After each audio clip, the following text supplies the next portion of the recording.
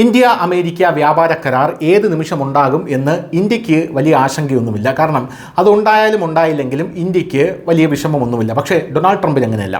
Donald ട്രംപിന് ഇന്ത്യയുമായിട്ടൊരു വ്യാപാര കരാർ ഉണ്ടാക്കിയാൽ മാത്രമേ അവിടെ തങ്ങളുടെ ജനങ്ങൾക്ക് മുമ്പിൽ 100 ദിന കർമ്മ പരിപാടികളുടെ മുന്നിൽ ഇത് അവതരിപ്പിച്ച് വലിയ കയ്യടി നേടാനേ സാധിക്കുകയുള്ളൂ. എന്നാൽ ഇപ്പോൾ രണ്ടാം റൗണ്ട് നമ്മുടെ ആൾക്കാർ അവിടെ പോയി ചർച്ച 5 ഘട്ടങ്ങൾ നടത്തി.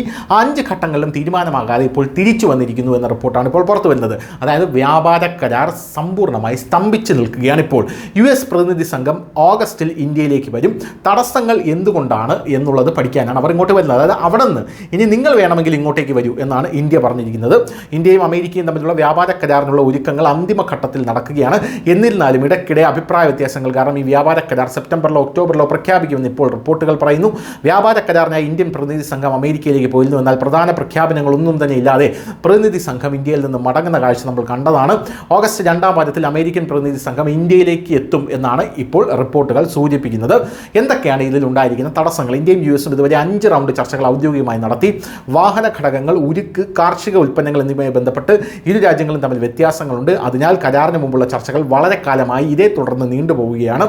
ദേശീയ താല്പര്യമുള്ളപ്പോൾ മാത്രമേ വ്യാപാര കരാർ നടത്തുകയുള്ളൂവെന്ന് ഇന്ത്യൻ സർക്കാർ അടുത്തിടെ അസന്നിഗ്ധമായി തന്നെ അമേരിക്കൻ സർക്കാരിനെ അറിയിച്ചിരുന്നു. കാർഷിക ക്ഷീര മേഖലകളിലെ US ആവശ്യങ്ങൾ ഇന്ത്യ അംഗീകരിച്ചില്ല, ഇനി അംഗീകരിക്കാൻ പോകുന്നില്ല എന്നാണ് ഇന്ത്യ നിലവിൽ പറഞ്ഞിരിക്കുന്നത്.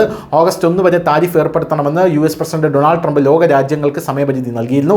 അത്തരമൊരു സാഹചര്യത്തിൽ ഒരു വ്യാപാര കരാറിൽ എത്തുന്നത് വരെ ഇന്ത്യ 26% താരിഫിന് തയ്യാറാകേണ്ടി വരുമെന്നാണ് ഇപ്പോൾ നിലവിൽ രാഷ്ട്രീയ നിരീക്ഷകർ പറയുന്നത്.